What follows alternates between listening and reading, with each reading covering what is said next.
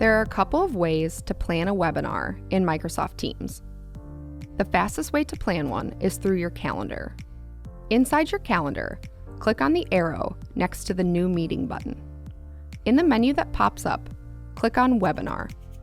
You'll now see a very familiar screen where you can insert the information necessary to plan a webinar. You can add a title, presenters, start and end times, a location, and you can insert some additional information if you like.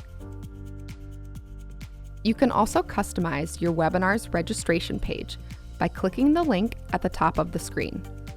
The link of the registration page can be shared with your target group after the webinar has been scheduled so they can register.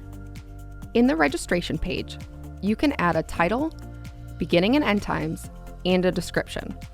You can also insert an image at the top of the page to make the registration form a little bit more personal.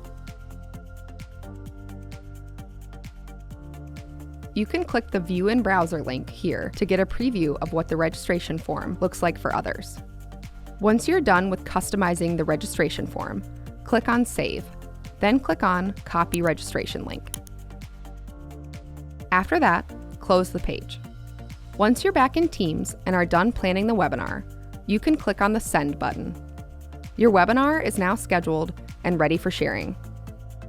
You can send the registration form link to people you want to join in, place it on a website, or put it on social media for the widest reach.